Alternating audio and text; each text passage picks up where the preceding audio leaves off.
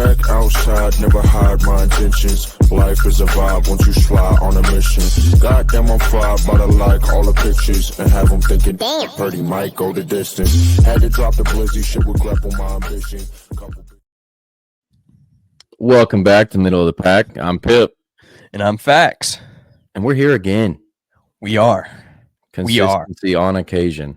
Consistency on occasion. That's perfect. That should be our fucking slogan. I love it. Right in the middle. That's right where we need to be. Yeah. Love it. That's off the dome right there for all of you. Yeah, exactly. We didn't plan anything. We never planned anything. We just come in here and start talking. But that's the best kind of content you can get, you know? Shooting the shit. Two buddies just hanging out, talking sports. Absolutely.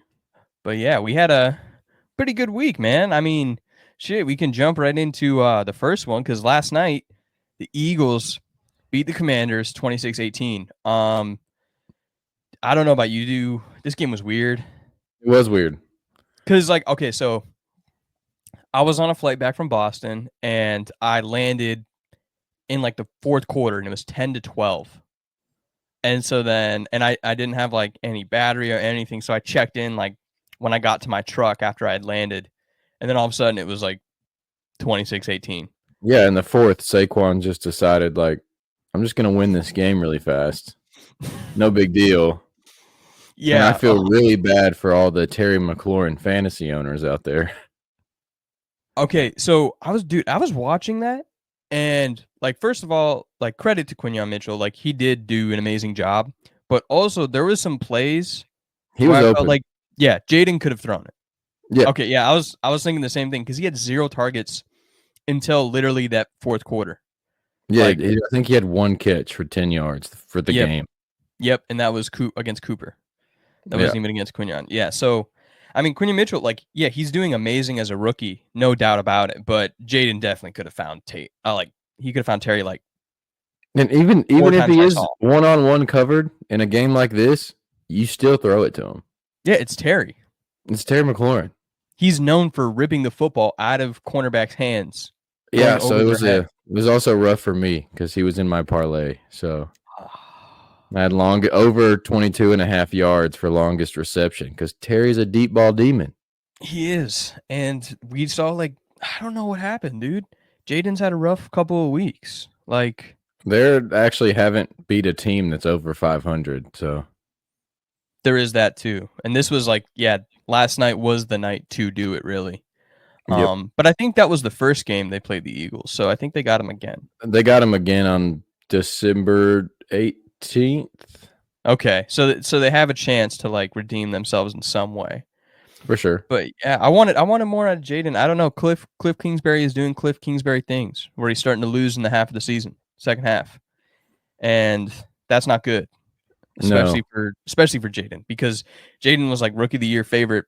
He probably still is right now. Yeah. But I wanted more. He didn't throw really anything deep. He had a lot of pressure. The Eagles front four was definitely giving it to him. Brandon Graham, watching him run around still is crazy to me. The old man still got it, bro. He does, man. He's quick. He's still quick. But the Eagles though, dude, they're looking like they're coming back.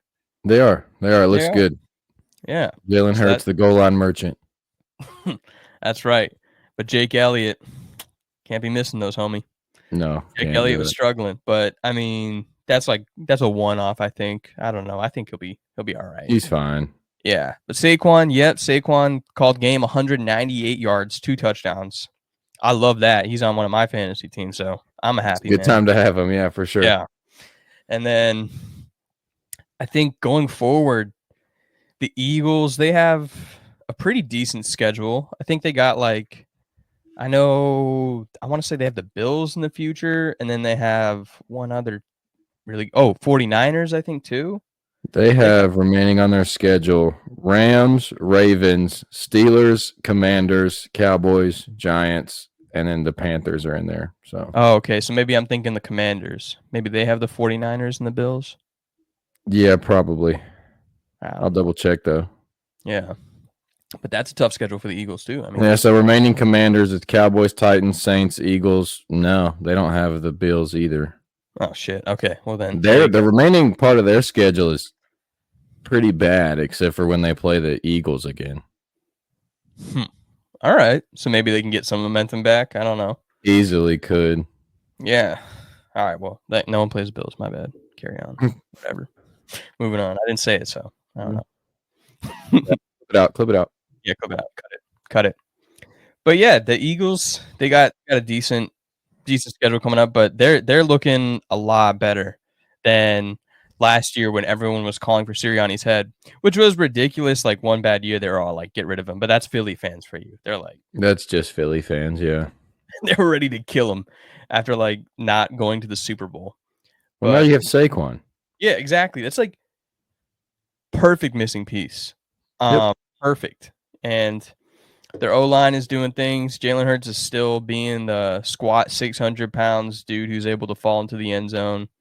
To get pushed every single time they're on the 1 yard line. And I mean, and then you have AJ Brown and Devonta Smith. So it's like they're chilling. You have the team. Yeah, you have the team. And the Commanders with the roster that they have, like, I'm impressed that they've done what they have so far because all they really had was Terry and Jaden. Yeah, no and kidding. then like their running game is super average. It's Austin Eckler and Brian Robinson. Like they're good running backs, but they're not Saquon. They're not Jonathan Taylor. They're not Derrick Henry, you know? They're not Chuba Hubbard. They're not Chuba this Hubbard. Year that Damn means right. something. Damn right. That means something now. That's right. We're a Chuba Hubbard podcast. I'm gonna say that right now. Are. Mm-hmm. And mine was unprompted. It's no bias here. I liked Chuba on my own. Don't worry. No way. Yeah, don't worry. There's no influence. But it does make me happy that he's doing good. But yeah, that was Thursday night. Definitely a weird game, but it picked up, and then now we just got to see, are the Commanders going to come back? They're still in the playoffs right now, but they have a schedule ahead of them to gain some momentum back, and then the Eagles just got to keep going if they want to keep the division, because Cowboys aren't coming, Giants aren't coming, so it's literally just these two teams. So, that game will literally come to, if they both win out, the winner of the division will be who wins probably the next game that they play each other. Yep. And they just all they have to do is just beat their other division rivals, which at this point is not hard at all. It's not difficult. Dak's gone and Daniel Jones is the quarterback, so yeah, they're fine there. Yeah. Battle each other. Focus there. Mm-hmm. But we'll see what happens. I'm glad that Washington's doing good. It's good to see a little hope over there. That's nice. But in other news, where hope is very quickly fleeting, the Bears, the Bears offensive coordinator is fired, which is really doing nothing. They've already played that game with Matt Eberflus. And then some players, okay, not all players, so some players, all of them. Yeah, all of them. All of them want Tyson Bagent to start over Caleb Williams. DJ Moore. Yeah, right. But here's my take, and I know you're probably going to agree with me. Do they want Bagent to play because they hate Caleb Williams for his personality? Is he just a fucking little prick? Yes. Probably. I understand that Bears fans, because I hear it. I got some Bears fans around me. I hear some Bears fans on the internet. They're all like, oh, but Caleb, he can come back and win. Caleb's so good. For sure. But it just seems like no one's talking about that he might just be kind of a douchebag. Like, you are an unproven rookie that they interpreted to be football Jesus, and you're acting like you are actually already something. Like, he acts like he's already a major piece and a superstar, and you're not even a top 3 quarterback in your fucking class. And not to mention, too, it just seems like everyone completely ignored his last year at USC.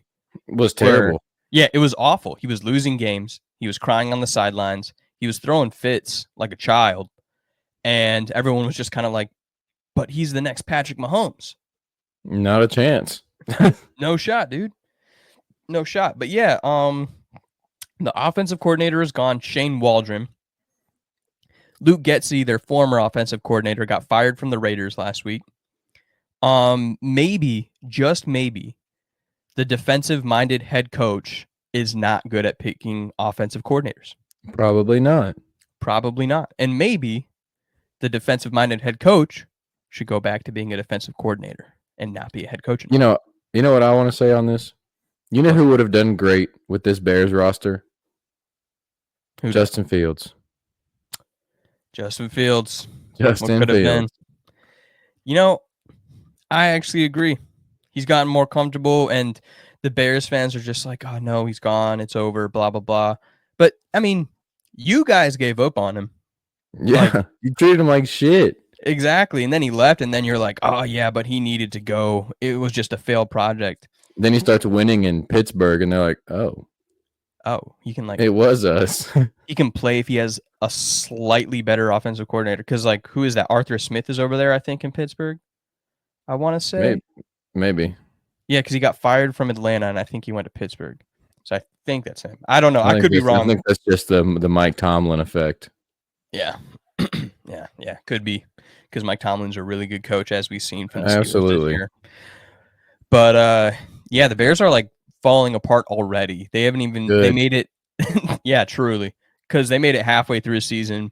All the Chicago fans got way too big for their britches. I can't believe that they thought from the first year of getting a quarterback who has proven absolutely nothing, they thought they were going to be like a playoff team off the bat. Nope. It turns out when you get like a mid-30s Keenan Allen and then put DJ Moore in a position where he and don't give him the ball as productive, don't give him the ball, you start losing. And they're like, what? It's crazy. But yeah, they're falling apart. They've lost many games, and they have the Packers this week, which we'll get into later, but it's not looking good in Chicago. Yeah, y'all don't have to take guesses here. This is a Caleb Williams hate podcast. Oh, so. Yeah. Let's make that clear. We do not like Caleb Williams. Fuck no. No, because like I remember the talk before the season was like, oh, this is the first Gen Z quarterback. But the thing is, too, even though we're technically a part of Gen Z, most of Gen Z kind of sucks in a way of their attitudes. Like, they're very entitled, and we're seeing that with Caleb Williams as a quarterback. But you also see on the flip side that you don't have to be that way. No, yeah. Because you've seen others. I mean, you don't see Jaden Daniels throwing fucking fits. Drake May either. You don't see Drake May throwing fits. Marvin Harrison Jr. even as a receiver. Catch the passes, get the touchdowns. They even when he asked when he wasn't getting production for a while, and he's like, it happens. Like is what it is. And then they fucking curb stomp the Bears. Yep. So there you go. Bears are falling apart. Caleb Williams probably just sucks as a person. That's why people don't like him. And yeah, Chicago's on the downfall again because they're going to kill another quarterback. It's what they do. Jordan Love owns them now. Yep. And Matt LaFleur, who's 10-0. So against the Bears. Yeah, well, because all Aaron Rodgers did is he just handed the keys over to Jordan Love. And he's like, you also have to take care of this property now because I owned it. Now it's yours. Yep. It was a seamless transition, which everyone was like hesitant of, but it still happened anyway because that's just what the Packers do, I guess. And we all have to live with it. We have to live with that. But yeah, there you go. Bears are done. Next up, though, we do need to talk about a coach who is rumored to be coming to the NFL. Is Dion going to the NFL? So this was a question that was posed because there's a flight tracker. There's a flight tracker going about him going to like Baton Rouge. So everyone was like, oh, LSU. And then he was like in Houston/Dallas. So everyone was like, oh, is he meeting like his Cowboys within the realm of possibility? But you and I were kind of on the same page as far as his fate. You know what I mean? So like, yeah, I definitely think the way that he is as a coach and how he is perfectly suited for college. Like we were talking about pre-show. It's like, right, I don't need you to come give me a motivational speech if I'm a 8-10 year vet in the NFL. Like you don't got to come in here and get me hyped up and ready to go. It's like I'm a grown ass man. Yeah, of all the people, I don't think Dion is gonna like inspire the next level of play for somebody like Zach Martin or like these tight ends or like Dak even with the Cowboys if he were to go there. Or like I don't want anybody to misinterpret anything that we say. Like I am the biggest Deion Sanders fan of all time. Yeah, he's amazing. I love primetime. He is the dude. He is the reason that every single NFL player these days wears their drippy outfits and tries to act all swaggy. That was Dion. That's why Dion was special because he was the only one doing that to such a high degree. Yes, every and NFL he could player. motivate me to go run through a wall, but I'm also not an NFL vet. Like, Yeah, that's true. I mean, so, me but neither. Yeah, he is perfectly suited for college. And exactly. what I was explaining to you earlier before we started, now I can tell everyone else. Mm-hmm. I would love to see like when Shador and like Travis leave to the NFL. I'd love to see Dion go to a big school. Oh yeah. Colorado was nothing until Dion came. Now everybody watches Colorado. Go give Mm-hmm. him like an SEC school, a Big Ten school. Yeah. That shit would go stupid. And Exactly. and we've talked about it multiple times, the atmosphere of LSU. Mm-hmm. Dion would fit Oh man. flawlessly. Oh man, dude. I mean LSU, who obviously I'm not a fan of, but there's no denying that the LSU atmosphere is insane, and the school within itself, with their receivers that they create, with the quarterbacks that they create. Really the entire culture of LSU football is perfect for Dion because he can go in there, he has a comfortable roster, and Dion has proven that, yeah, it took a little bit of a down year, but now he has Colorado on the right track. So he's ready to be coaching. That was the big question last year is like, okay, Colorado basically shit the bed for their season. But then this year, you kind of see, all right, he's bringing that culture back. Yeah, he's got a lot of cocky motherfucking kids on his team. But hey, they're winning. Whatever. Shadur's a Fuck little it. bit of an asshole, but he's winning. Travis is just Fuck it. Travis. He's great, but, Yeah, he doesn't give a shit. no, he does not. He just wants to play football. He wants to play literally every snap ever. And that's amazing. Yep. But yeah, Dion going to the NFL. Like the rumors are out there. You said from that article in the press conference he doesn't really have any plans of leaving Colorado at all. That is not really realistic. But him not going to the NFL, I could see him not, and staying in college, but going to. Yeah, he's more suited because the way that his coaching style is a mentorship. You don't really need a mentor NFL players. Nope. That's more like that's college level shit that it's really needed in college, and he would thrive. He thrives in college. Yeah, and FSU, they're in trouble. They might need a coach. So, they are. Yeah, there's something to think about. But yeah, we'll see what happens at the end of the season, see where Dion goes, and I don't know. Hopefully we might get a little more high power. Fire Billy Napier, man. Sheesh. Man, don't put that in my head, man. I'll get too excited. Dion in the swamp. Dion with DJ Lagway. Oh, okay. All right. Whew. That didn't even pop in my brain just because I was so set in our face. Oh my God.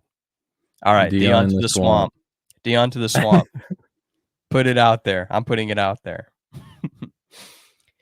Well, a respected player. Now we need to talk about some disrespect, unfortunately. And this pertains specifically to you. So this is your subject you brought to my attention yesterday, which is fucked. But the Panthers. Yeah, bro.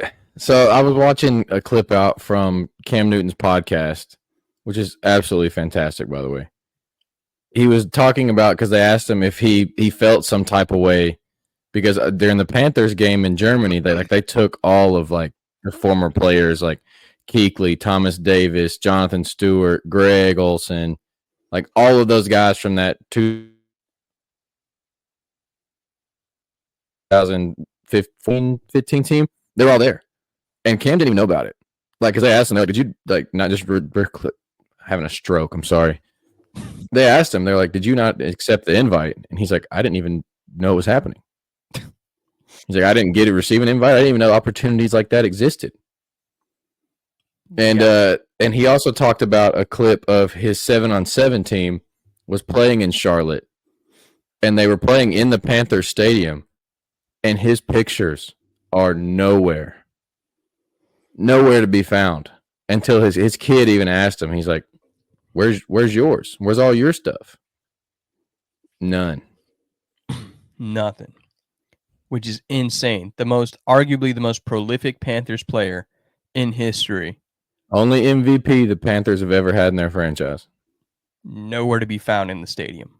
Like, nowhere. That is one of the most insane moves ever. I was telling you yesterday, it was kind of like when Irsay pushed out Peyton, and Peyton went to the Broncos and then kind of almost disassociated from Indianapolis. But if you go to Lucas Oil Stadium, you're going to see Peyton Manning.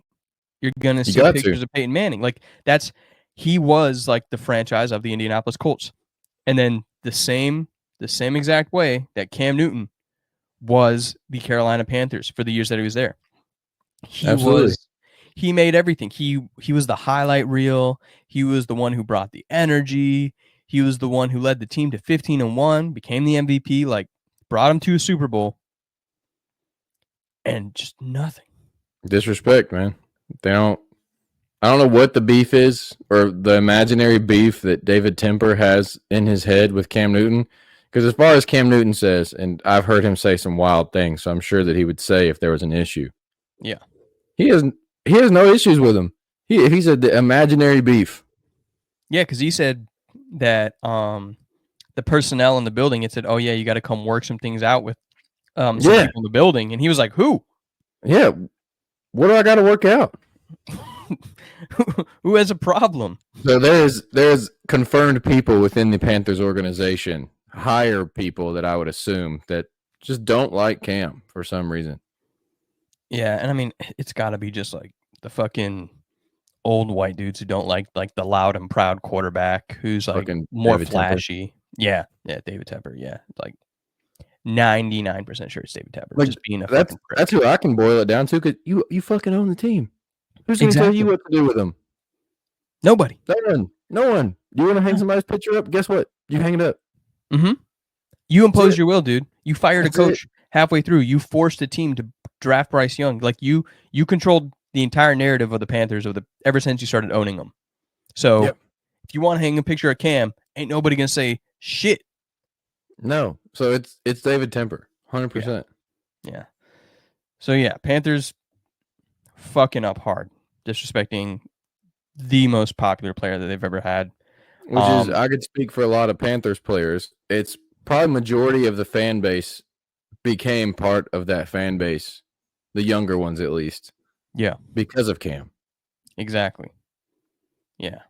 So that's a wild move by them. Can't even really I mean, we said everything there is to say. That's just straight up one of the most disrespectful things I've seen for a franchise. It was a wild clip that I saw. But at least Greg Olsen said that he wants to get on there and talk about it. Yeah. Yeah. So there you go. I mean, Greg Olsen, who's the man, great on commentary, an amazing tight end for so many years. He said, let's do this. Let's get these stories out with you talking with the former Panthers players and the current Panthers players, because that's what he wanted to do. Cam wanted to kind of hand that torch over to Bryce Young, who's going to be this new franchise quarterback. He's starting to get his legs now. He's looking comfortable, and he's kind of getting ready to be leading this franchise. So Cam had the right idea. Like he was somebody who always said he wanted to start. He wanted to be a starter, but he was still graceful in being willing to hand the torch over to Bryce Young, and you have to 100%. respect that. You have to respect that. Crazy shit going on in Carolina. Yeah, it makes it rough sometimes. Yeah, man. I know you're a fighter, though. You're a fighter. Dude, it's hard. Let Bryce do it, man. Let Bryce cook. He'll bring me back. Yeah, he's got you. And Chuba. And Tube. Tube, the man. The Tube train. Tube. Oh, God. All right. Moving on, we're going to go into another sport real quick because NBA, the Cup has started.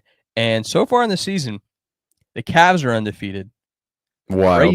Crazy. And the Bucks and the Sixers fucking suck. This is bad for me. Bad for me as a Bucks fan. Especially now that I'm kind of like into my third year of being a lot more involved with the NBA, trying to follow it more closely. Giannis is leading the league in points per game right now, or points, I think, overall. And Dame is not doing bad either. So they've won their last two, but their last two wins were against the Pistons, who are 5-8, and the Raptors, who are 2-10. So it's nothing big.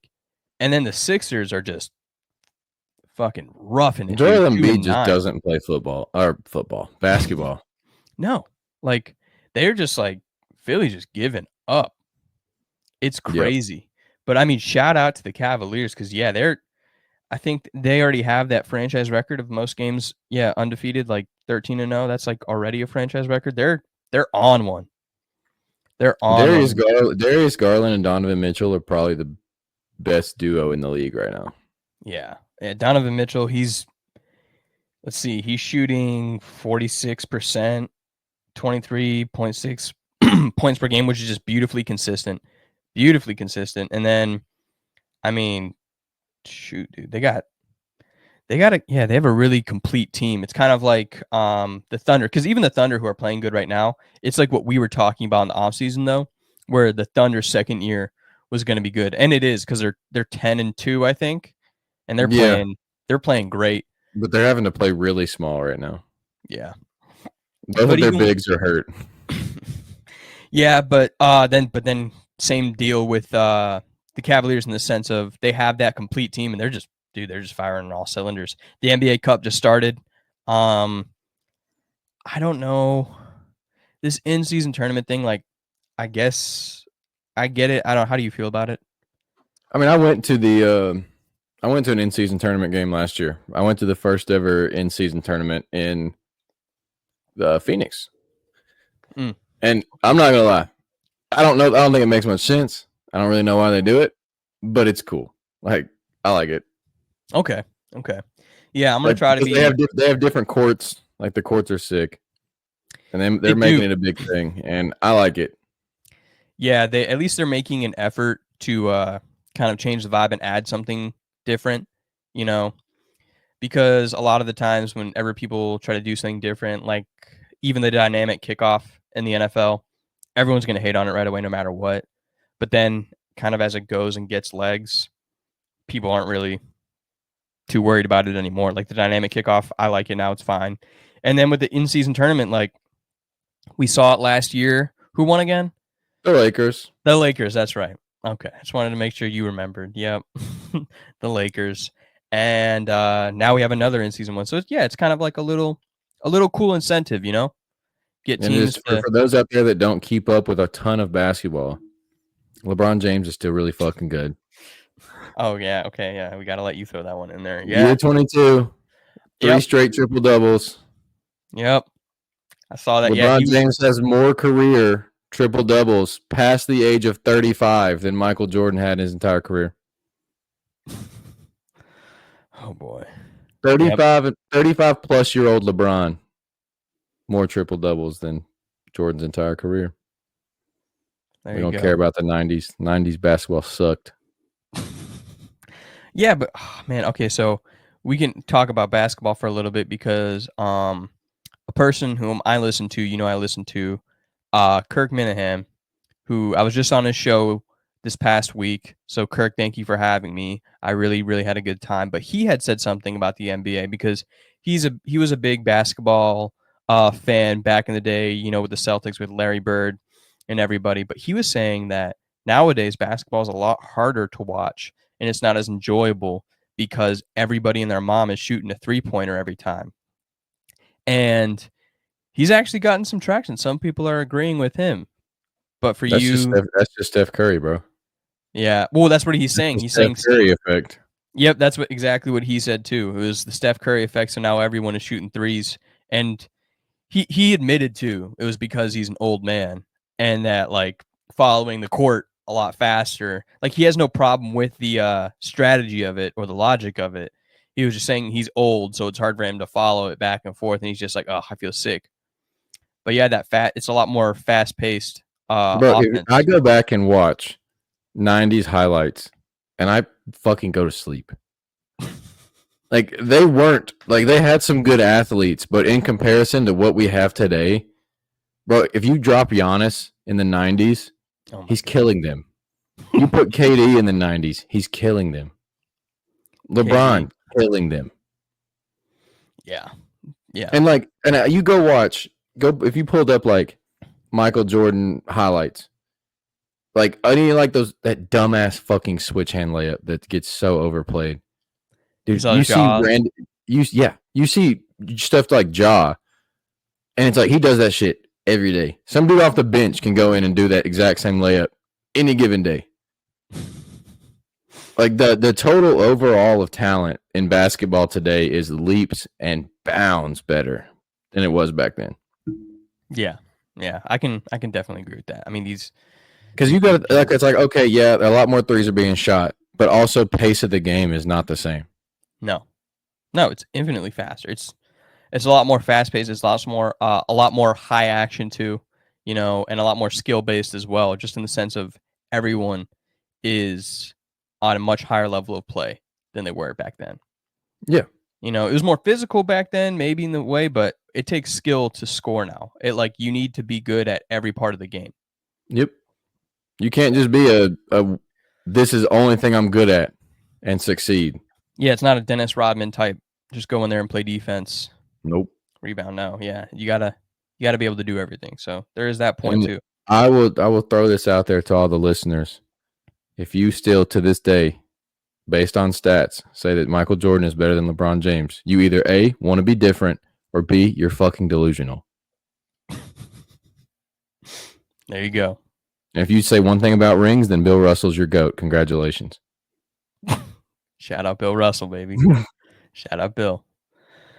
But there you go. That's your NBA update. The season's kind of getting into the swing of things. We have our I get heated, bro. Out there. And now you know how we're feeling. But as the season goes on, we will continue to go over things. Games are going to get bigger. The in-season tournament, we'll be going over that. But here's our little update for now. More to follow, obviously. Oh, Jesus. But tonight, dude, as people are watching this tonight. On Netflix. On Netflix, Mike Tyson and Jake Paul. Shit, dude. What a weird fight. It is, and I'm like, I'm on the fence of like, if this is a real fight, there's no fucking chance on earth that Mike Tyson loses this. I don't care how old he is a psychopath. Yes. If this is normal Jake Paul staged fights, then I guess he loses. But I also don't think Mike Tyson, like I was telling you earlier, is the type of guy that would just ruin everything and say, oh, now he has to live with, oh, you got beat by a fucking YouTube boxer. Exactly. Because we've already seen the one time that Jake Paul faced another amateur boxer in Tommy Fury. He lost. Yeah. And when he faces old ass former fighters, celebrities, whatever the hell, he wins. And a lot of people are like, well, dude's like none of those guys are Mike Tyson. Yeah, exactly. Well, that too. That's like the bigger point. None of those guys that he has fought are Mike Tyson. And if Mike Tyson is about it, like it's all about the win, he might just like die in the ring after he kills Jake Paul. This just might be the last go. It's just all the gas he has left, just out into killing Jake Paul in the ring, and then he's just gonna collapse, and it's just gonna be over. But I'm praying for just a Mike Tyson like domination. I want people to still be terrified. Round one knockout. Because he, like, I don't know how anyone else could be like, yeah, let me go fight Mike Tyson. Like, even now, I would still be absolutely terrified of the man. Dude, I couldn't take a Mike Tyson punch right now. Couldn't do it. No, absolutely not. I wouldn't even just want to be in a ring alone with him just in general. Because I feel like I can only run for so long. He's going to get me. And I'm going to cry and go into the fetal position. And then just, like, tell him to stop and beg him. And he won't. He'll kill me. But outside the ring, I would love to talk to him. Yeah. Oh, yeah. He seems like a really nice guy. Yeah. Calm Mike Tyson is a great guy. Exactly, for sure. Calm, psychedelic infused. I feel like Tyson. He gives great hugs. Probably a very friendly chat. But in the ring, killer. Yeah. In the ring, where he has already said leading up to this fight, he said, Iron Mike is back and I can't control what he does.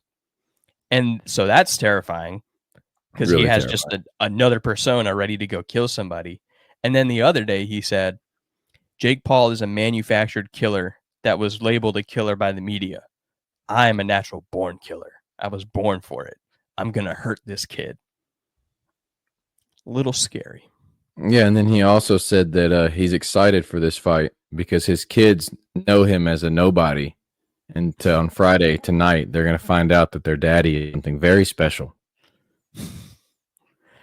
There you go. There's that too. Bringing the kids into it too, showing the kids. Mike Tyson's scary, bro. Yeah, no, he might kill him. Might absolutely kill him. So there you go. We got that to look forward to tonight. Now we get to get into the big sport that's taking over the world, some college ball, man. It's not really a crazy week, though. No, not this week. I was we going get to like say a one or two quality games, and it's a little bit of a down week before we hit like the last couple home stretch of. Yeah, and we get ready for this first year of the playoff, and that's gonna be pretty exciting. You were right. I want to say that. I want to let everybody know that Pip was right. He has told me since the day that we met that college ball is a very, very fun watch, and it's super exciting, and you got to get into it. And this is like my second year of like watching it on a weekly basis. Before, I would really just focus on like Florida games or just like big games in general. But watching all of it this year and seeing it all unfold, knowing the players, knowing the deals, knowing the conferences, college football is awesome. So, dude, everybody can thank Pip. It's amazing. I love keeping up with it, and it's a great year. Even with this down week, there's still things to be excited about, and that's what's awesome about it. But yeah, we can jump into it because we got one game. This first game's all me, man. Whew. It's you, bro. LSU is coming into the swamp this time. Jaden Daniels is no longer their quarterback, so he can't hurt me anymore. Because that was bad last year. It was really bad. But DJ Lagway is supposed to be back. And so is Elijah Badger, who's one of our main receivers, a very, very, very good receiver who was really helping DJ out with his deep ball throws and was super clutch for us. So I'm very excited for that. I don't think our defensive backs are back yet, though. We have a lot of injuries in the secondary. So that's where my concerns are. But yeah, LSU is coming into the swamp. And with DJ back. After an ass whooping, by the way. Yeah, well, I mean, us too. So it's like we got our asses whooped. LSU, yeah, they're a little I'll tell more you the key to winning this game for you. This game, tell DJ, run the ball. Yeah. And I did say last week that I wanted LSU to win because I didn't really want them to have that like chip on their shoulder type of deal because they were the team I didn't want them to have. But the way that they lost to Alabama, it did expose a lot of holes in their game. So LSU is only favored, like they're -3.5 for this game. So there could be some good competition. And DJ is the one. Like DJ is the future of the Florida Gators. That is just facts. It is just true. It is everything. DJ is the truth. He is ready. And it's all about how bad the rest of the team wants to play. That's really all it comes down to. LSU is a good team. They're still ranked. But this is our chance to pounce, especially with DJ back. We're not going to do anything this season. So this season is all about welcoming DJ Lagway to the college football world and him showing us what he's made of. So if DJ Lagway runs and uses his legs, y'all can win this game. Yeah, and that's not even they not can't even guard a running quarterback. They can't. Yeah, that's not something we've seen a lot of either yet with DJ. A lot of it has been his passing games, but he can run. That's the best part. So hopefully we'll get a lot of dual threat DJ Lagway this weekend, and with Elijah Badger back, like I said, that's going to be super key because that's DJ's favorite target so far. So let's hope that we can just go through. It's only -3.5, so you can take that Florida +3.5. I got a good feeling, especially at home. It's at 3:30, so it's not a night swamp game like I love, but it's still in the swamp, and that's loud and proud, and they're all going to be very happy that DJ's back. For sure. We could get a surprise. Make LSU unranked. That's the goal. Make LSU unranked. Take them out. I like it. That's what we got to do. Play spoiler. But now we get to talk about you because you guys just came off of quite the fucking win. Oh, we shut out Purdue last week. Like 45-0, right? Yeah. Yeah. With our backups, by the way. Yeah. So, I think Ohio State needed that loss earlier this season. They really kind of put their ass in gear. We have been on it since. Mm-hmm. Then the only thing that's cool about this game, because it's going to be another fucking slaughter, is that it's played at Wrigley Field. Yeah, I saw that. I was like looking to see. I'm like, all right, where's this gonna be? Oh shit, Wrigley. Like, yeah, oh, damn, that's pretty sweet. Game at Wrigley Field. Wrigley Field's a cool field, classic. Ohio State Yeah, they imposed their will last week, and I got a feeling that they are not stopping this week. I mean, the spread's only like 29. Oh my god, yeah, I just looked at that as you were saying it. So yeah, Ohio State's minus 29. They're still number 2, and as they go out throughout the rest of the season, who's their next big opponent they got coming up? Indiana next week. There you go. So if they do enough damage to Northwestern, they could have a lot of really important momentum coming into the Indiana game. And Indiana's Indiana, not good. they're a beatable team. I was just about to say, don't worry, I'm on your side. Indiana is a beatable team, so Ohio State can really kind of like cement And their it's in place in the Big Columbus. Ten. Oh, yeah, see?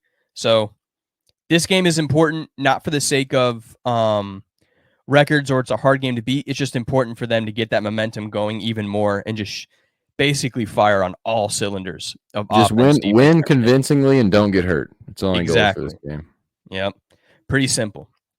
So yeah, now we get to see more Ohio State ball, the Big Ten. They want to take over. Here's their chance so they can compete with Oregon in the championship. And then after Indiana is Michigan. Oh, there you go. Tasty. Yeah. And I got a Michigan fan who wants to come on and talk with you about that too. So there's a little teaser. Please do. Please do. Yeah, he wants to come on. He has something to say, so we'll see. But he'll be coming Is it on. the dude off Twitter? Segment. Yeah. Yep. Old Dan, he's gonna come on and talk about It's Michigan. okay. He can say all he wants. It's just Connor Stallions. There you go. The only reason they were ever good. Look forward to that. That's what we got coming up. It's gonna be a heated episode. Oh yeah. Oh, 1,000%. 1,000%. Now we get to move on though from Big Ten to SEC again, and we got some more exposure to be had this weekend. Yeah. Missouri is Missouri. I don't really.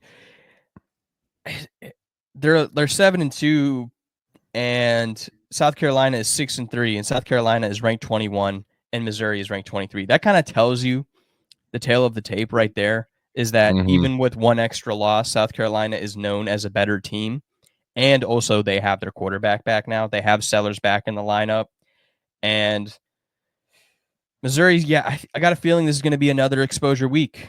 South Carolina has almost a 70% chance of winning this game. Yeah, according to Matchup Predictor. Yeah, and they are minus 14.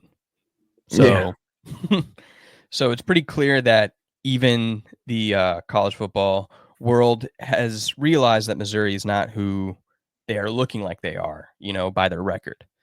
They know that Missouri probably is going to get stomped by South Carolina. And South Carolina, they're probably going to be playing spoiler just like I want Florida to do in the SEC landscape. Beating these teams, taking them out of the playoff race. Probably not going to the college football playoff themselves, but they have a chance here to really spoil the season for a lot of other teams in the SEC. Oh, I'd love it. Oh, yeah. And Sellers being back That's huge. Yeah, it's been huge for them because last week they looked great.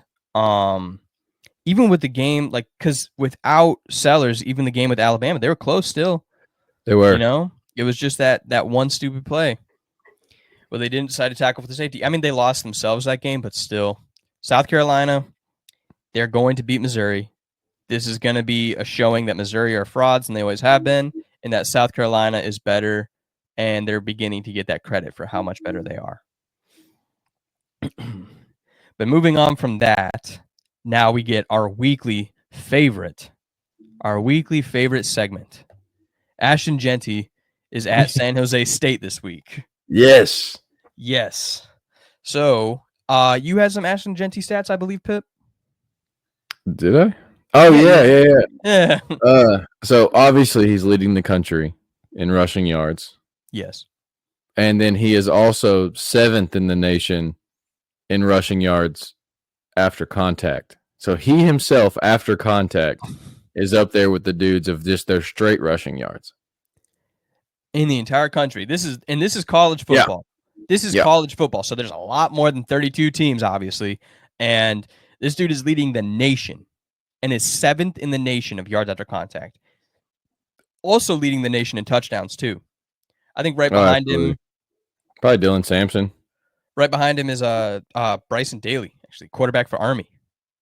Nice. Because that's all he does is just run in. Yeah, I mean, hey, go Army, shout out.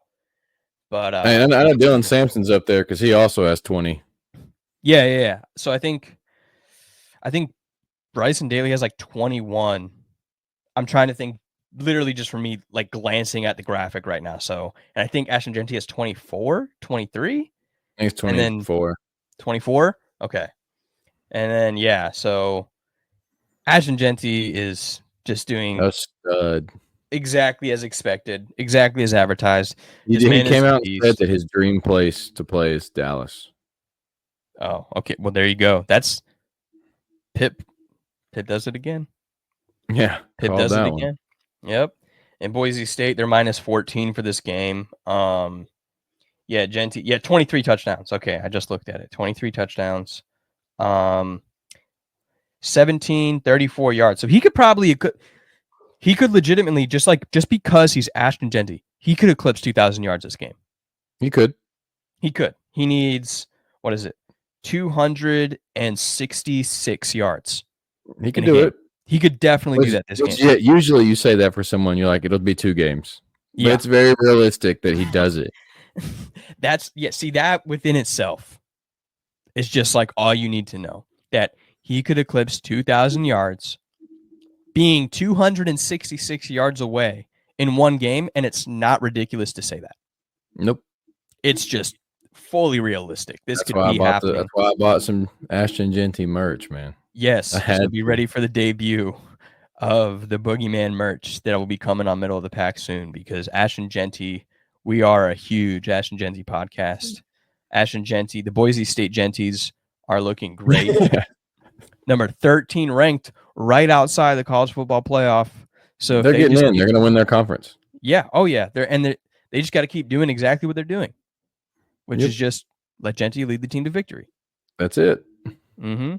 So looking forward to that. I will be watching this game just so I can see if he does indeed eclipse 2,000 yards. So that's really what I'm going to be looking for. And I mean, all I'm saying is their only loss is to the same team that we have our only loss to.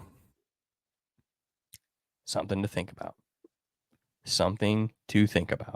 And if this guy, if he keeps doing what he's doing and he doesn't win the Heisman, I'd be pissed. Dude, I'm going to be pissed too. Like, I get it. Travis Hunter, whatever. But it's just, he's not Ashton Genty. Yeah, if this dude breaks Barry's record, it's like, how do you not give it to him? What are we doing? Yeah, exactly. Because I can tell you right now, in the NFL, if someone ran for 2,000 yards, they're probably winning a fucking MVP. Yep. And you're telling me that this dude is about to do it in 10 games with still probably 2 games left. Yes, and plus the playoffs count. Like, bro, it would be nothing if he just made it. If he had a run in the playoffs, it would not be out of the realm of possibilities that he's like at like 2,800. 3,000. 3. Like, Genty 3K. Why not? Oh my God. So yeah, put some respect on his name. I know everybody is, but don't even slightly disrespect him with those fucking Vegas odds, man. No. He is the number 1 Heisman favorite. It's ridiculous to think that anyone else is coming close. Because, yeah, there might be other good players, but he is Boise State. It is the Boise State Genties. It is not the Broncos. What the fuck is a Bronco? You know? It's just like, even if he was in the NFL, it would turn into the Denver Genties. Yeah. That's what it would be. It will be the Dallas Genties. The Dallas Genties. Like, come on. Get your head in the fucking game. And don't worry, that might be foreshadowing. Very well might be. And now we get to go on to the biggest game of the weekend. Tennessee at Georgia. So I like it. Trevor Etienne's out. I almost said his brother's name. Yep, Trevor That's already Etienne announced. is out. Nico, talk to your mama. He's questionable. That they said they're planning on him playing, so that's good. Yeah. And I mean, you got to play these games. These are the games you got to play. Like, these are the games where you don't have a choice. Somebody will drag you out.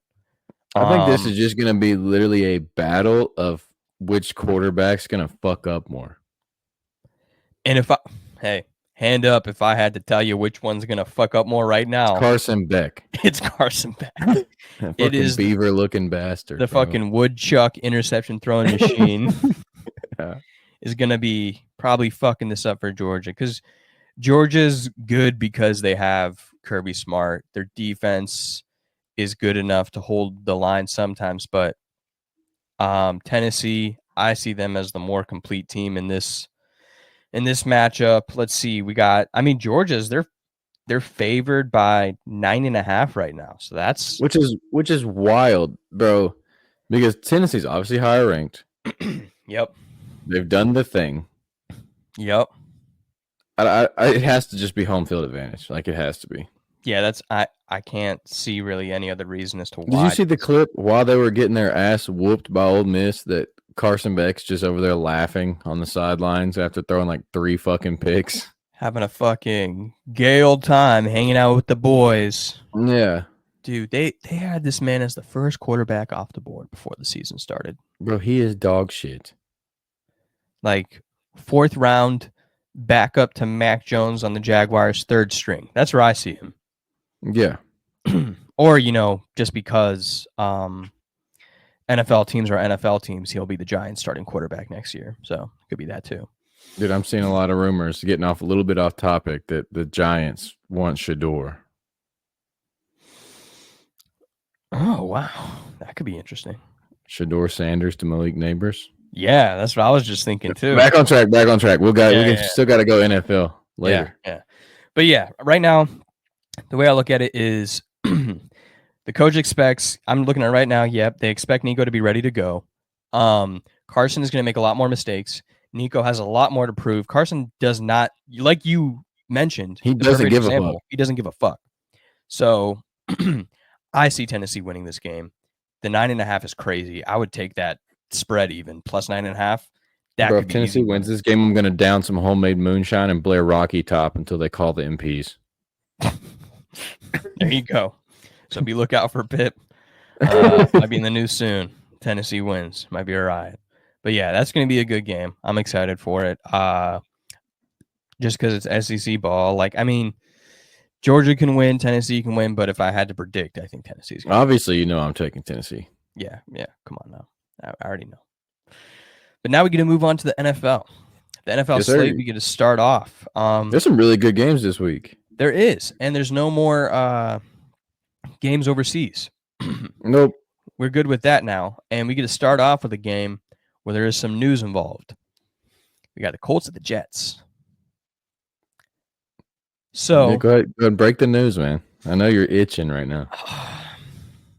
So the Colts fans did exactly what, who was it? The Texas fans did a couple weeks ago. They bullied the organization into bringing Anthony Richardson back, just like the penalty overturn. Deservedly so. So Anthony Richardson is back as the starter for the Indianapolis Colts. Just like I said last week, it made sense to sit him for that 1 week to show him, hey, bro, we don't do that here. But that second week of him sitting and watching Joe Flacco just shit the bed again, I was done. If Joe Flacco was starting this week, I was going to bet on the Jets. I was ready to sail the season. But now I'm ready to be happy again. Not in the way of where I expect us to go to the Super Bowl or go to the playoffs, but I'm just ready to see our young quarterback who has the highest athletic score at the combine of any QB in history develop into a quarterback. And there was an interview with the quarterback coach who, no offense, dude, because you're with the organization I cheer for, so I feel bad, but you look like a huge fucking pussy. Straight up, man. You look like you were scared of everything from a camera, probably scared of Joe Flacco and Anthony Richardson yourself. So I don't know how you've been developing quarterbacks. Maybe you're a great guy. I don't know. But the interview did not help you, buddy. I'm going to say that right now. But Anthony Richardson's back. And this is good. Some people might be like, oh, he doesn't do anything. He's still short-term accuracy. That's not the point. The point is we need to start building for our future. Yes. We need to develop. Like Pip and I talked about, he was right on par with Josh Allen, who is one of the top quarterbacks playing this year right now. Top 3, top 4, with Lamar and Joe and, everybody else who's killing it. But let Anthony Richardson develop. Let Jonathan Taylor do Jonathan Taylor things, because Jonathan Taylor is awesome. Pittman is magically off the injury report all of a sudden. So someone's probably happy that Anthony Richardson's back. We have time. And the defense has been doing enough to keep us in the games. So if Anthony Richardson can do enough to score us some points, we might be able to squeeze out a couple wins. So for my pick this week, I think I'm seeing a comeback. I think we kill the Jets season. Let's go Colts. For the shoe, Anthony Richardson. Our picks every week are one of my favorite parts of the week. I'm going to be honest with you. And I know I continuously get hurt by the Jets. Over and over and over again. So, the pick is in. Give me the Jets. Oh, I don't know, man. I don't know. The Jets. Give me the Jets. Jets.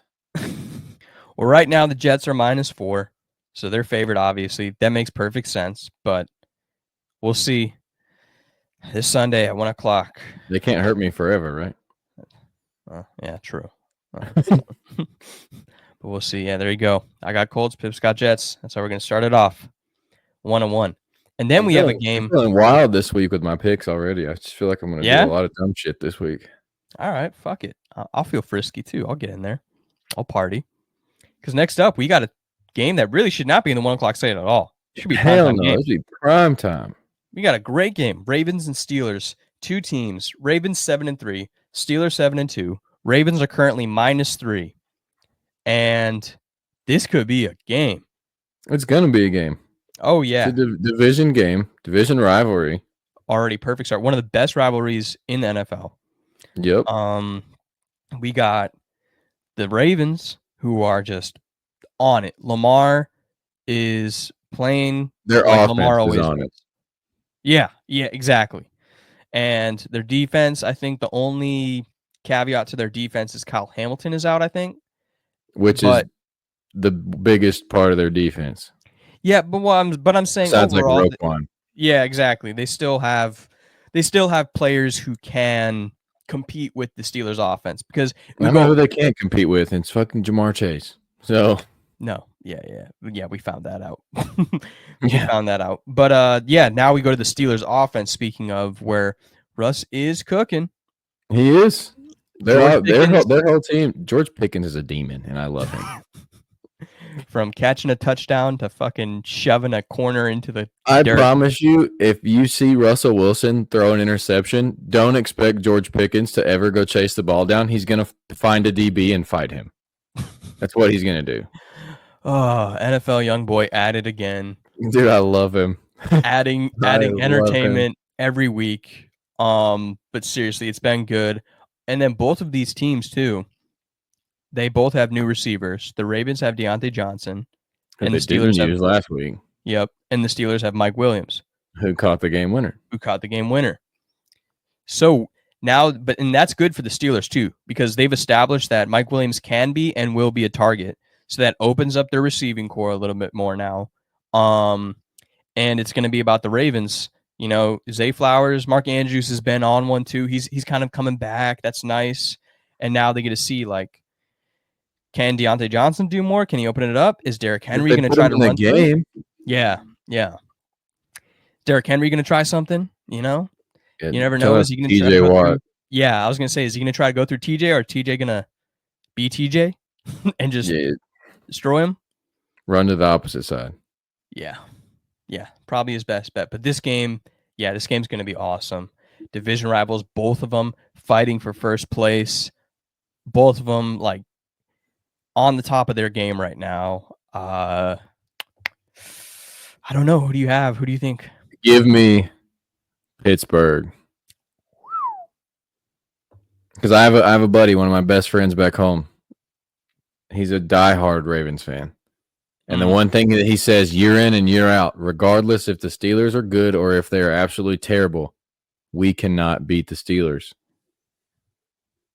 And it usually doesn't happen. Very true. Give me the Steelers.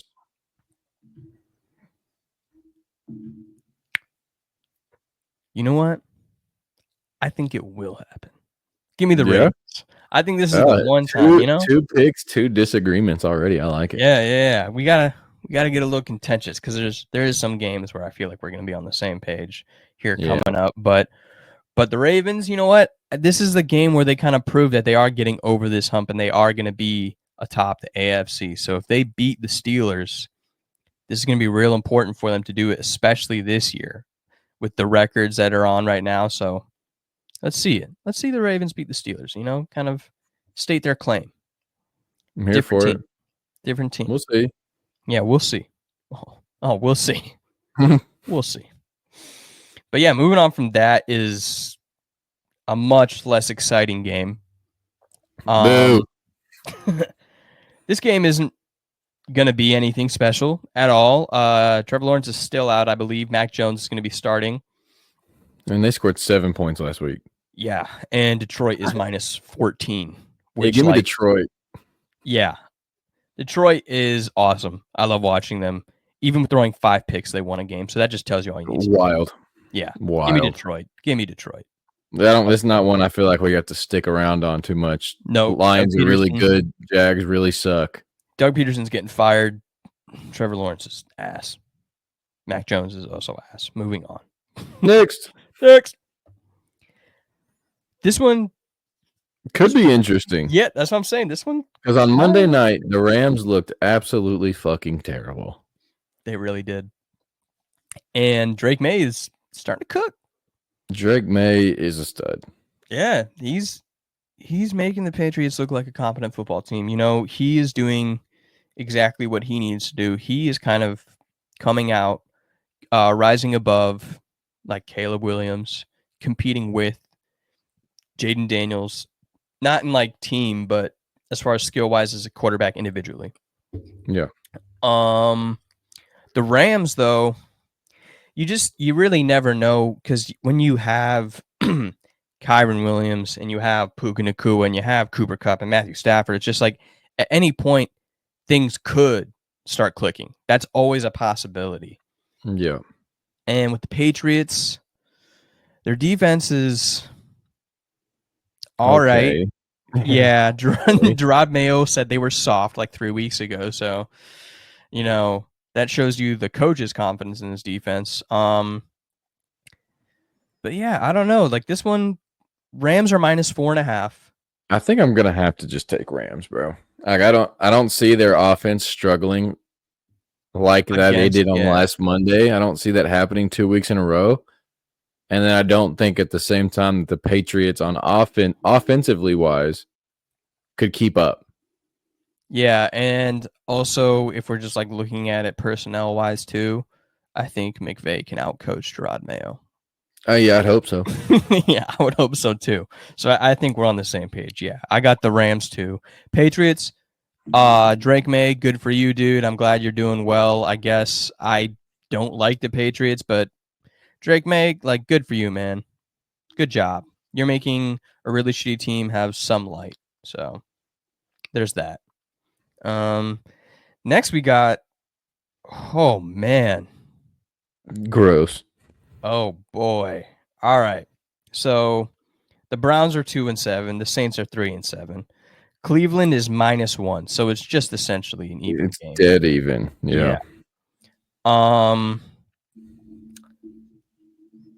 Where are we with these teams, man? I'm trying to figure it out. Is this red zone game of the week? Oh, it might be. I think it is.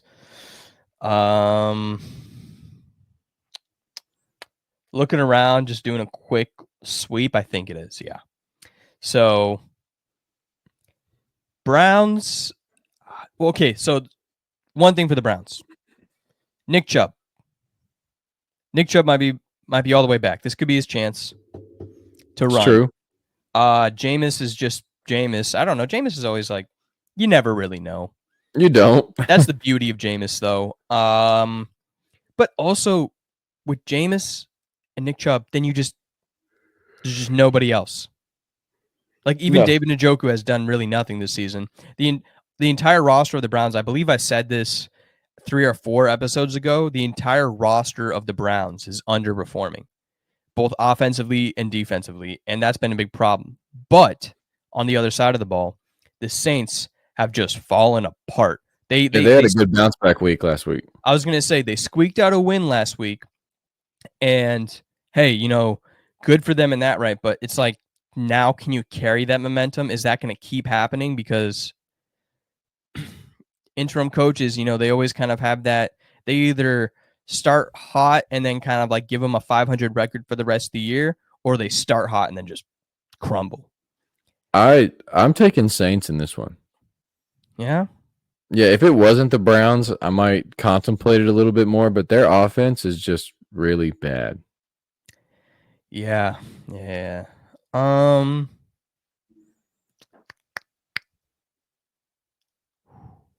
really got to think about this one. Shit. You know what? Give me the Browns. Let's see a Nick Chubb rushing game. The last time that you fucking took the Browns against the Ravens and that shit fucking hit. Shut up. I'm giving you credit, man. No. Oh, yeah, shit. Sorry. I was thinking of the wrong game. God damn. Okay, my bad. Damn. It was Ravens Browns. I was like, dude, it's Ravens all the way, and you're like, I love Jameis. Give me the dude. He did it. Oh, that's true. That's like, true. All right, so fucker. That's right. All right. Oh man, sorry. I'm just so used to being insulted with the Colts and my other picks. I got right defense right away. But yeah. See it. Nick Chubb and the Browns, man. Fuck it. This next game is going to be an easy one. Hopefully, it is for you, like it is for me. Next. Yeah, right. So yeah, the Titans are nothing. They're just a shell. Minnesota's -6.5, which why is it not more than that? I was just about to say, I think the only reason isn't more than that is just because Sam Darnold has kind of been shit in the bed lately. He's back to playing like Sam Darnold. Yeah, because he had like 3 picks last week against the Jags. And they barely won. They just couldn't score. No one could score, luckily, so he lucked out. But I think this week with the Titans defense has been like actually they're really good. Yeah. So maybe they can do something, but at the same time, their offense can't do shit. Yeah, exactly. So this is either going to be one of two things. This is going to be a repeat of last week with another AFC South team with the Jaguars, where they just don't score and the Vikings luck out. Or it could be a Sam Darnold get-right game. He kind of gets some momentum back, finds Justin Jefferson, the best receiver in the league, and scores some points. So, tale of two tapes. But yeah, I got the Vikings. Yep. All right. Easy. Moving on. I don't find this one very difficult either. No. Like we said earlier, offensive coordinator Luke Getsy's fired. Gardner Minshew's back in the lineup. But that doesn't mean anything. No, the Dolphins struggled because Tua was out. It's been a couple games. Tua's warmed back up. They just came in and whopped the fucking Rams. Yep. Miami's -7. This is kind of a no-brainer until the Raiders, I don't know. I was going to say, they could even spoil, but that doesn't even matter here, and I don't even think they're going to do that throughout the season. I think they're just done, while the Dolphins are essentially just trying to get back what they lost. Because their division is really bad, so they could still do it. Yeah, they could sneak in. I mean, it's possible. 8 straight. You won't win your division because the Bills exist, but you can still get that wild card.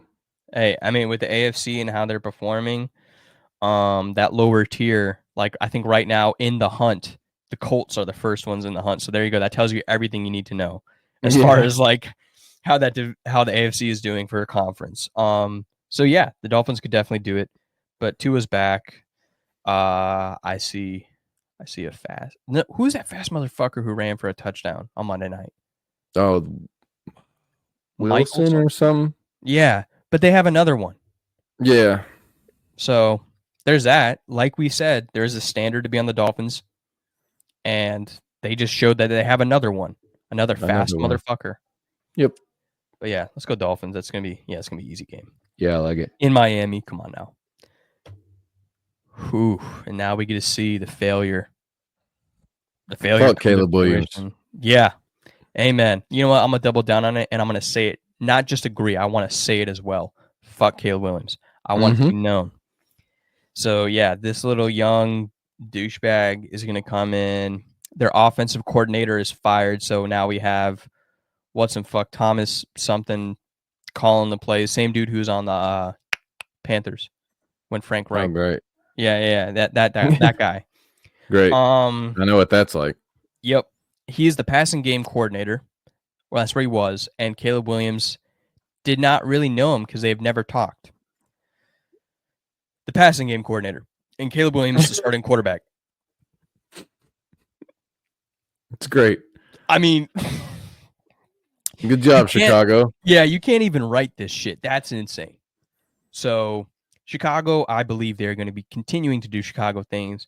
And Green Bay is going to do Green Bay things, which is just the fact that Green Bay just has this roster of these young receivers who can each do everything. With who do they got? They got, Christian Watson. They got Jaden Reed, Romeo Dobbs, Wicks. I don't know his first name. Dontavian Wicks. Yep. They got a team of these receivers who are just doing everything. And it's Tucker Kraft. Yep, on the tight end. So there you go. Josh Jacobs hasn't even had to lift a finger. He hasn't really anyway, but Jordan Love will sling it. Yeah, he will. Brett Favre part 2. Light-skinned Brett Favre, bro. Yep, let's go. So Packers, this is an easy one. The Packers are -5.5, and I think that's even being generous. Yep, Packers own the Bears. They're going to continue to own the Bears. Yep. Give me the Pack. Go Pack, go. Oh, I won't say that, but yeah, give me the Packers. Too much trauma from my childhood. Next up, though, we got the Falcons, the Broncos. This one could be interesting. Denver is actually -2 for this one. Yeah, they are. Denver's actually played pretty well, and they should have beat Kansas City, but Kansas City's all sold their soul to the devil to win football games. So what an insane ending that was, bro! Like, there's nothing you could have done. So yeah, Kansas City somehow squeaked out that win. They kept the Broncos at 500, but in all genuine honesty, I'm kind of looking at this as the Falcons and the Broncos both at 6-4 just because of that. The Falcons are good. They are. But the Broncos are good too. There's a reason that they're favored because, yes, they have been playing well. Sean Payton is actually coaching a good team. The defense is awesome. Bo Nix is playing pretty good. Yeah, he is.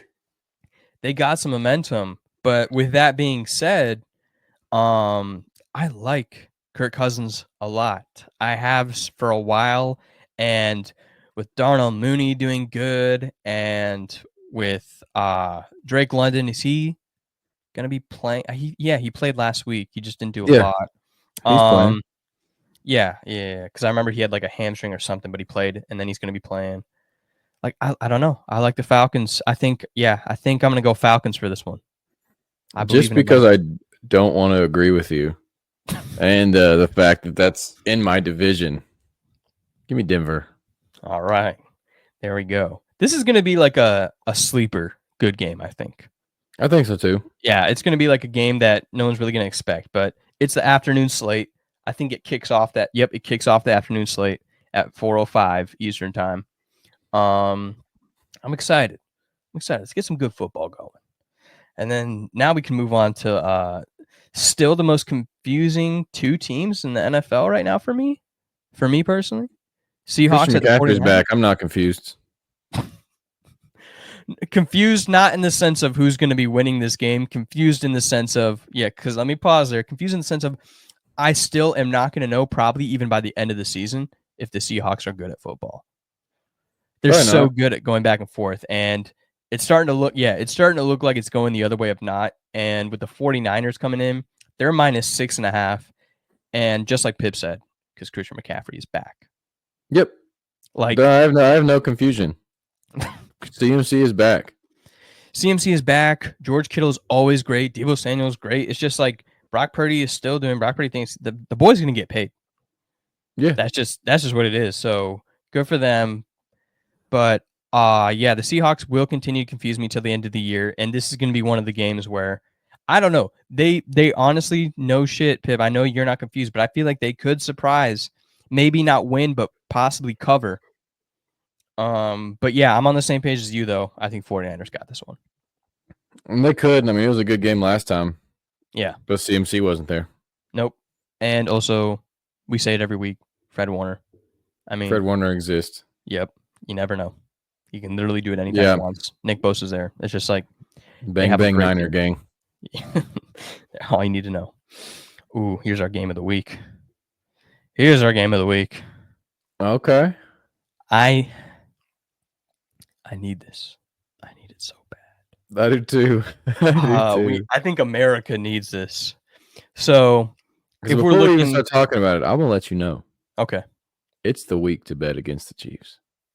Oh, yeah. Okay, there we go. Yep. We're on the same page. Yes. This is the week. And they showed weakness last week. They really and did. They have to go to the Bills Mafia, who fucking hate them. Mm-hmm. And Buffalo's -2, so they're already slightly favored. Kincaid's out. Yeah, Kincaid's out. But also, if you look at the comparison right now, this season so far of Josh Allen versus Patrick Mahomes, it's a landslide. Josh Allen is playing fucking great football right now. Patrick Mahomes is doing exactly what he did last year. He was getting carried by his defense, and then all of a sudden, at the end of the game / overtime, he just randomly decides to like drive him down the field real quick. Yeah. But his numbers are not nearly as good as Josh Allen. They suck. They do. They're almost as fraudulent as that Steelers team who was like 11-0 from, I forget how long ago that was. It was like 3-4 years ago, something like that. Yeah, but almost as fraudulent. I feel like the Chiefs, they're playing football and they're winning somehow. I mean, they haven't lost yet, so clearly they know something that we all don't. But I think, yeah, this is the week. This is the week. Give me Buffalo. Give me Buffalo. Let James Cook run, man. Let him. The boy cook.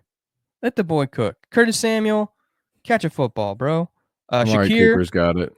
Amari Cooper, Keon Coleman. Like you have the talent. Y'all can do it. I believe in Buffalo. Let's get it. Set the precedent, y'all. 8-2, great record. Bills Mafia. Let's do it. And the over 45.5. Oh yeah. Oh yeah. I saw that and I was like, oh, of course. You got to mention that. Got to. And now we're in our last couple games. First, Bengals and Chargers. Do you still believe? I think Joe Burrow is going to carve them in half. Okay. I still believe too. So Los Angeles is -1.5. They're favored, but that's because too, we do at least have to mention though, Justin Herbert is playing awesome. He is. He's really playing is. very well. Like Justin Herbert, I'm happy. I'm so happy for him because he didn't deserve what he was getting for the past 4 years or whatever. And to see him playing well is great. I'm very happy for him, but he is not playing as well as Joe Burrow, who's leading the league in passing yards. Yeah, passing touchdowns too, right? I think so.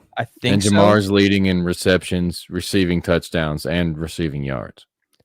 So yeah, this is the time. And if they can luck out with any team in the NFL, it could be the Chargers just because of their receiving core. So the defense could make up for the Chargers' lack of receiving core depth. You know, you got Quentin Johnson, who all of a sudden is good at football, and Ladd McConkey occasionally playing decent. Yeah, occasionally. And Ladd McConkey, who is decent.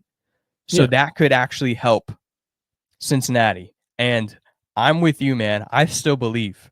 Dude, I still believe in Joe. They're playing too good, man. They are. And this is the perfect team for them to beat and gain some momentum. Whoop their ass. Yeah. Yeah. Yeah. Like Chargers are good. They're 6-3 because, Jim Harbaugh, regardless about Pip's feelings, but he's a good coach. He is. And Justin Herbert is playing very well. But it's Joe Burrow, dude. He has been doing insane with this offense. The defense eventually, they have to do something eventually, right? I think. So this is the week. The line is already close. It's basically split down the middle with Los Angeles only being -1.5.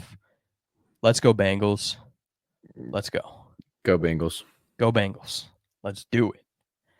And finally, to wrap things up, oh boy, we got a heater Monday night, baby. Is Texans at the Cowboys. it? Is it though?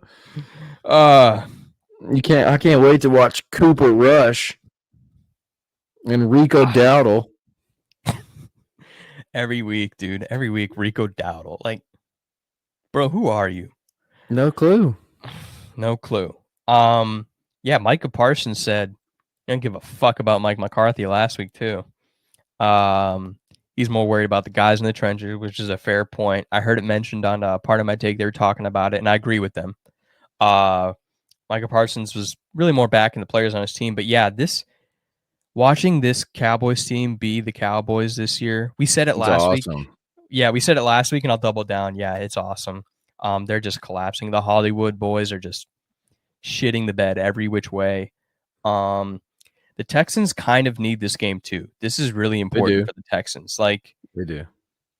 They might be in trouble offensively just because of the offensive line being so bad and Micah Parsons being Micah Parsons.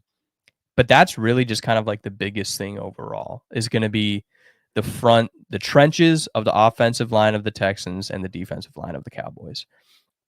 Other than that, though, I mean, CJ Stroud, everybody knows he has the ability to do amazing things. Houston is -7 for this game.